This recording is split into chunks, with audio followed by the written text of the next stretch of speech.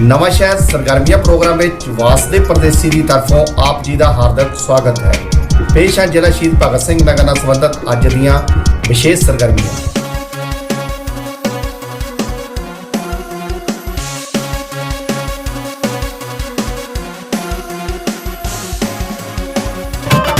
ਆ ਜਾਓ ਚੱਲੀਏ ਜੋਗੀ ਦੇ ਮੇਲੇ, ਕੰਮਕਾਰ ਹੁੰਦੇ ਰਹਿਣਗੇ, ਨਹੀਂਓ ਨਾਲ ਜਾਣੇ ਤੇਰੇ ਪੈਸੇ ਧੇਲੇ।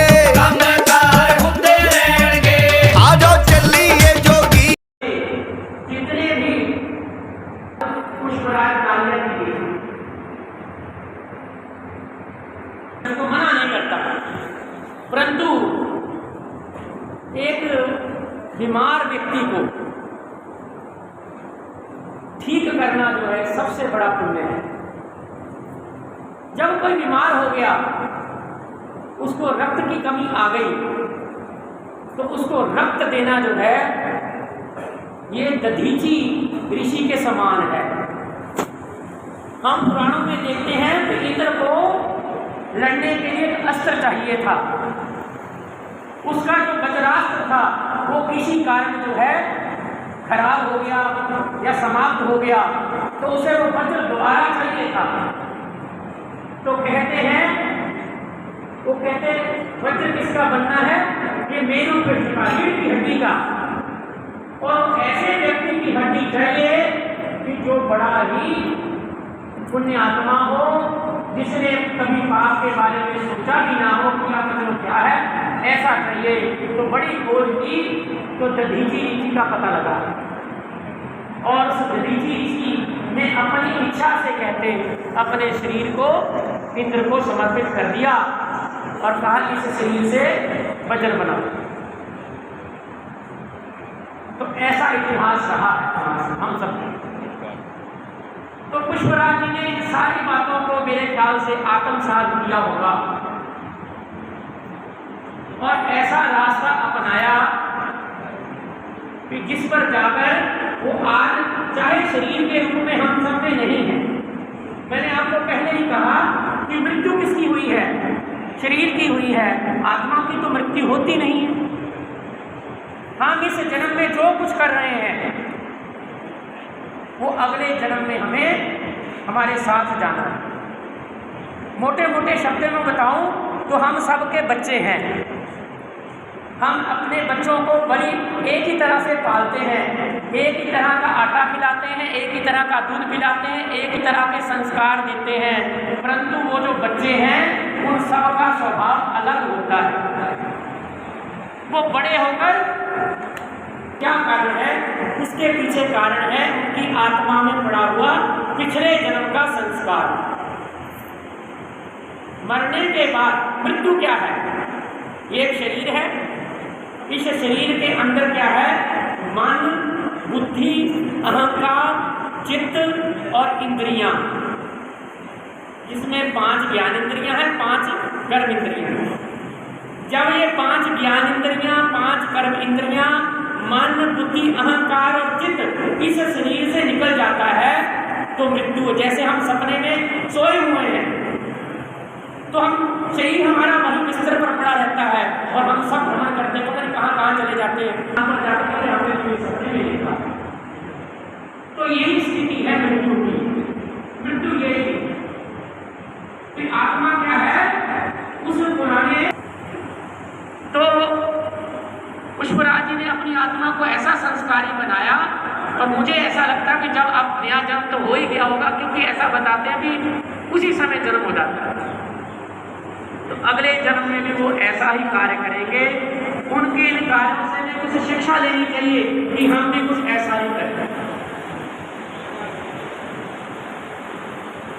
हम सभी कर्मों की बड़ी व्याख्या करते हैं कि पिछले जन्म में ऐसे कर्म किए थे तो ये हो जाएगा, ये हो जाएगा, होता होगा। परंतु मेरा विचार ये है, अगर किसी को बीमारी लग गई तो उसके कर्मों का कोई दोष नहीं है। बीमारी लगना इस शरीर का धर्म है। बीमारी लगना इस शरीर का धर्म है। हमारे ग्रंथों में लिखा है शरीरम व्याधि मंदरम, शरीरम व्याधि मंदरम, शरीर का है व्याधियों का मंदिर है। शरीर क्या है? व्याधियों का मंदिर है। आगे एक नगर में एक मंदिर होता था, अब गली मोहल्ले में मंदिर बनने शुरू हो गए और उन मंदिरों में भी क्या है, हम सभी देवी देवताओं को प्रतिष्ठित कर रहे हैं। तो सज्जनों, ऐसे ही अब ये जो रोग हैं हमारे शरीर में ऐसे फिट हो रहे हैं जैसे गली गली में बनने वाले मंदिर या और धार्मिक। ये कर्मों का कारण नहीं है, व्याधि तो किसी को भी हो सकती है। इससे हम ये नहीं कह सकते कि इसने बुरे कर्म किए हैं, ऐसा नहीं है।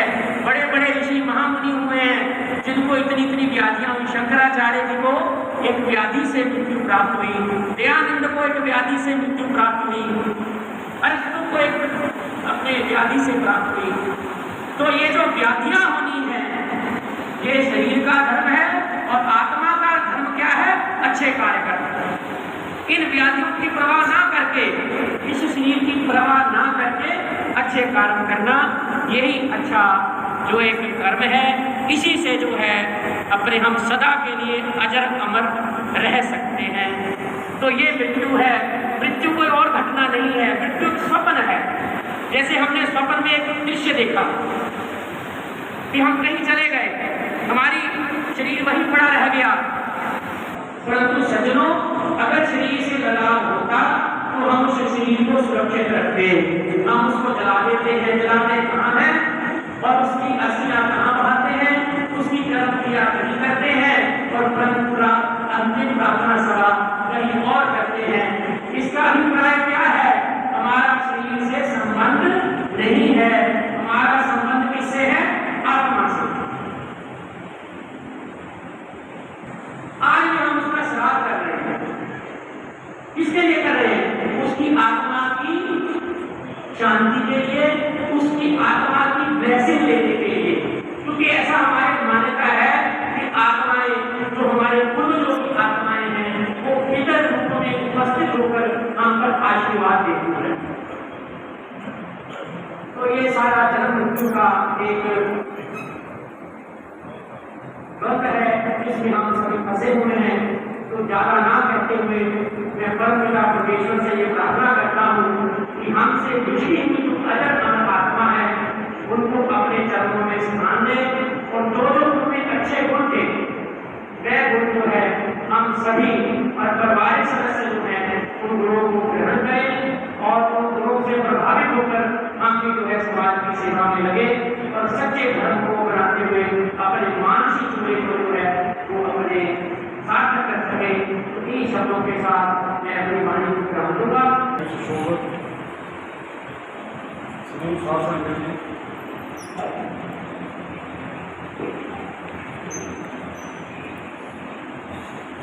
आप सारे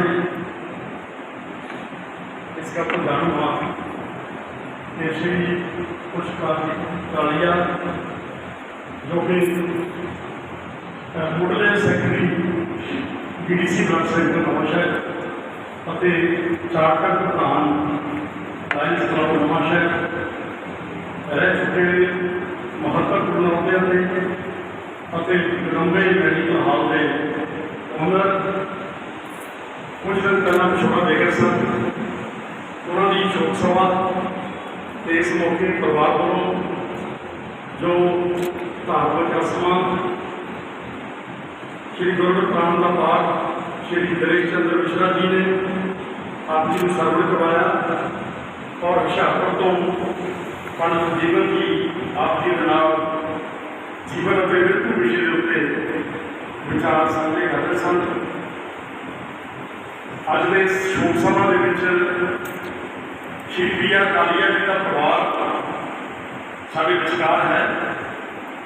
उन्होंने जीवन साथी मैडम रजनी कालिया जी ते बेटी दीप्ति कालिया जो कि कनेडा विखे रह रही है, बेटा सुराज कालिया ਅਤੇ ਉਹਨਾਂ ਦੇ ਸਨ ਲਾ ਕਾਲੀਆ ਸਾਹਿਬ ਦੇ श्री गुरदीप सिंह ढिल्लों जो कि विदेश में हैं, श्री मनोरंजन कालिया जी के छोटे भाई प्रसिद्ध पत्रकार समाज सेवी कैमिस्ट कारोबार के बहुत ही ਜਾਣੂ ਅਤੇ ਨਵਾਂਸ਼ਹਿਰ ਦੇ ਵਿੱਚ ਡਾਕਟਰ ਨਾਗਪਾਲ ਜੋ ਸਕਿਨ ਸਪੈਸ਼ਲਿਸਟ ਹਨ, ਉਹਨਾਂ ਦੀਆਂ ਹਰ ਹਫ਼ਤੇ ਸੇਵਾਵਾਂ ਦਿਵਾਉਣ ਵਾਲੇ ਸ਼੍ਰੀ ਮੁਰਤਨ ਵਾਲੀਆ ਜੀ, ਉਹਨਾਂ ਦੇ ਧਰਮ ਪਤਨੀ ਸ਼੍ਰੀਮਤੀ ਬਿੱਟੂ ਵਾਲੀਆ, ਉਹਨਾਂ ਦੀਆਂ ਹੋਣਹਾਰ ਧੀਆਂ ਤਨਵੀ ਵਾਲੀਆ ਤੇ ਓਮਸੀ ਵਾਲੀਆ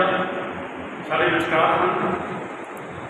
ਸ਼੍ਰੀ ਪੁਸ਼ਪਰਾਜ ਕਾਲੀਆ ਤੇ ਸ਼੍ਰੀ ਮਨੋਰੰਜਨ ਕਾਲੀਆ ਜੀ ਦੇ ਸਤਿਕਾਰਯੋਗ ਭੈਣ ਜੀ ਮੈਡਮ ਸਾਧਨਾ ਸ਼ਰਮਾ ਤੇ ਉਹਨਾਂ ਦੇ ਪਤੀ ਸ਼੍ਰੀ ਮੁਕੇਸ਼ ਸ਼ਰਮਾ, ਸ਼੍ਰੀ ਕਾਲੀਆ ਸਾਹਿਬ ਦੇ ਬ੍ਰਦਰ-in-law ਸ਼੍ਰੀ ਚੰਦਰ ਸ਼ੇਖਰ ਸ਼ਰਮਾ ਤੇ ਸ਼੍ਰੀਮਤੀ ਮਨਾਕਸ਼ੀ ਸ਼ਰਮਾ ਸਾਡੇ ਵਿਚਕਾਰ ਹਨ। ਸ਼੍ਰੀ ਪੀ.ਆਰ. ਕਾਲੀਆ ਬਾਰੇ ਤੁਸੀਂ ਪਿੱਛੇ ਸਟੇਜ ਦੇ ਪਿੱਛੇ ਲੱਗੇ ਬੈਨਰ ਤੋਂ ਉਹਨਾਂ ਦੇ ਦਰਸ਼ਨ ਵੀ ਕਰ ਰਹੇ ਹੋ ਅਤੇ ਇਹ ਵੀ ਜਾਣ ਰਹੇ ਹੋ ਕਿ ਉਹ ਇਸ ਇਲਾਕੇ ਦੀ ਪ੍ਰਸਿੱਧ ਸੰਸਥਾ BDC ਬਲੱਡ ਸੈਂਟਰ ਨਵਾਂਸ਼ਹਿਰ ਦੇ ਵੱਲੋਂ ਉਹਨਾਂ ਨੂੰ ਪ੍ਰਾਰਥਨਾ ਸਭਾ ਦਾ ਜਿਹੜਾ ਸਤਿਕਾਰ ਹੈ ਉਹ ਦਿੱਤਾ ਗਿਆ ਹੈ। तो BDC ਨਵਾਂਸ਼ਹਿਰ ਇਸ ਮੌਕੇ ਦੇ ਉੱਤੇ ਆਪਣੇ ਮੁੱਢਲੇ ਸਾਥੀ ਨੂੰ ਸ਼ਰਧਾਂਜਲੀ ਭੇਟ ਕਰ ਰਹੀ ਹੈ। ਜਿਸ BDC ਨੇ 164 ਲਾਈਫ ਮੈਂਬਰ ਹਨ ਅਤੇ 373 ਮੋਟੀਵੇਟਰ ਹਨ ਤੇ ਇਹ ਸੰਸਥਾ ਹੁਣ ਤੱਕ 1813 ਸਵੈਚ ਖੂਨਦਾਨ ਕੈਂਪ ਆਯੋਜਿਤ ਕਰ ਚੁੱਕੀ ਹੈ। ਇਸੇ ਤਰ੍ਹਾਂ ਖੂਨ ਦੇ ਗਰੁੱਪਾਂ ਬਾਰੇ ਜੋ ਫ੍ਰੀ ਗਰੁੱਪਿੰਗ ਹੈ ਉਹ ਵੀ 700 ਇਸ ਸੰਸਥਾ ਵੱਲੋਂ ਲਗਾਏ ਜਾ ਚੁੱਕੇ ਹਨ। ਇਸ ਮੌਕੇ ਦੇ ਉੱਤੇ ਸ਼੍ਰੀ ਪੀ.ਆਰ. ਕਾਲੀਆ ਜੀ ਬਾਰੇ ਜੇ ਜਾਣਕਾਰੀ ਦੇਣੀ ਹੋਵੇ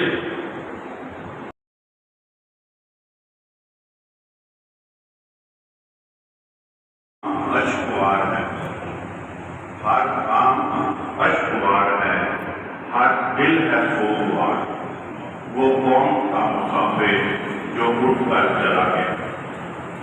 19 अप्रैल शनिवार 66 साल के लगभग पंडित पुष्पराज जी कालिया अपनी संसारिक यात्रा पूरी करके ये कहते हुए इतों चले गए, आए थे हम शहर को सैर गुजरन कर चले, संभाल माली बात अपना हम तो अपने घर चले। दुख दर्द पीड़ा गम के इस वातावरण में कालिया परिवार के साथ संवेदना सहानुभूति का इजहार करने के लिए पंडित पुष्पराज जी कालिया को श्रद्धासुमन अर्पित करने के लिए एकत्रित सभ्य समुदाय आप सभी के हृदय में विराजमान परम पिता परमात्मा को मैं प्रणाम करता हूं। स्वतंत्रता सेनानी परिवार पंडित काली चरण कालिया जी के पोते पंडित पुष्पराज जी का वो स्वतंत्रता सेनानी जिन्हें भारत की प्रधानमंत्री श्रीमती इंदिरा गांधी जी ने ताम्रपत्र से सम्मानित किया। वो स्वतंत्रता सेनानी परिवार जिसमें आज़ादी की लड़ाई में बड़मुला योगदान डालने के पश्चात भी सरकार से किसी अपेक्षा की कामना नहीं की। उनका भोग इस संसार को सदा सदा के लिए अलविदा कहकर चले गए। मृत्यु एक कट्टर सच्चाई है। परम पिता परमात्मा अल्लाह ताला वाहिगुरु के द्वारा रचित इस संसार में जो भी प्राणी जन्म लेता है भाग्य का विधाता उसकी मृत्यु पर समय व स्थान नहीं देता। साथियों, मृत्यु की पीड़ा असहनीय है। विज्ञान ने बहुत तरक्की की। कैंसर हार्ट अटैक की पीड़ा को कम करने के लिए तो दुआ है, मगर मृत्यु की पीड़ा को कम करने के लिए विज्ञान जब तरह से हम रोए ऐसी करनी कर चले हम से टकराए।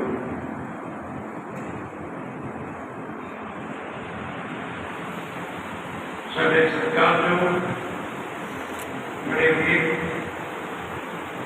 पुष्पाधिकारी जो सालों से भी विछोड़ा लेके चले गए और अपनी यादा हमेशा हमेशा में अमिट चढ़ के चले।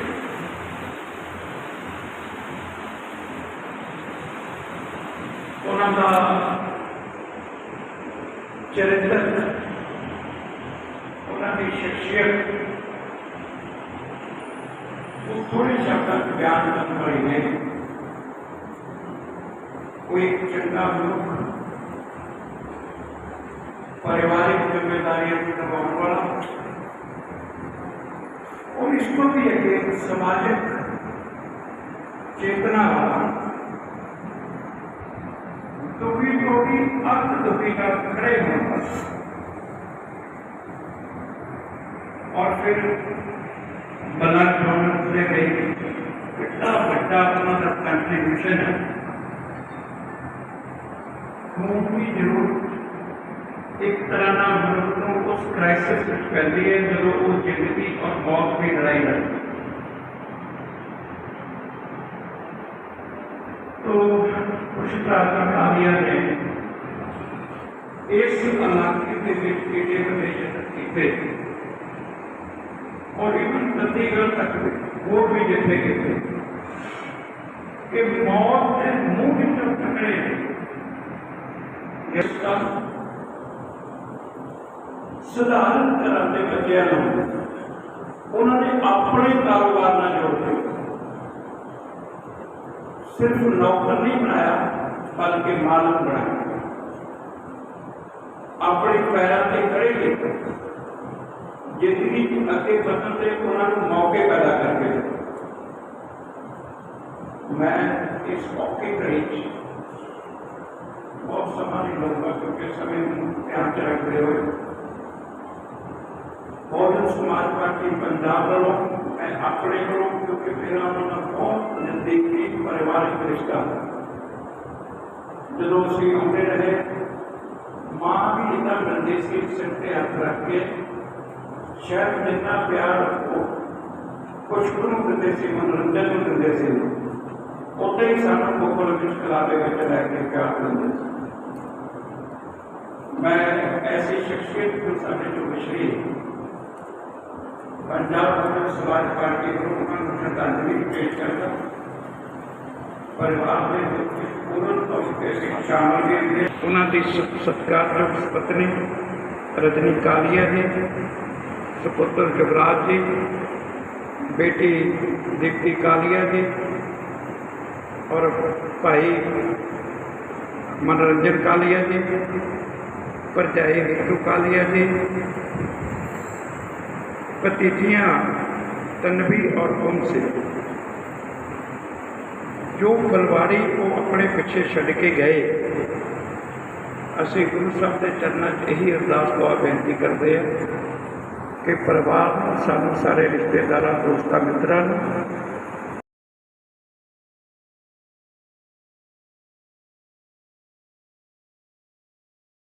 ਇਹ ਸਨ ਜ਼ਿਲ੍ਹਾ ਸ਼ਹੀਦ ਭਗਤ ਸਿੰਘ ਨਗਰ ਨਾਲ ਸੰਬੰਧਿਤ ਅੱਜ ਦੀਆਂ ਵਿਸ਼ੇਸ਼ ਸਰਗਰਮੀਆਂ। ਕੱਲ੍ਹ ਫੇਰ ਨਵੀਆਂ ਤੇ ਤਾਜ਼ੀਆਂ ਸਰਗਰਮੀਆਂ ਲੈ ਕੇ ਹਾਜ਼ਰ ਹੋਵਾਂਗੇ। ਉਦੋਂ ਤੱਕ ਵਾਸਤੇ ਪਰਦੇਸੀ ਨੂੰ ਇਜਾਜ਼ਤ ਦਿਓ। ਧੰਨਵਾਦ।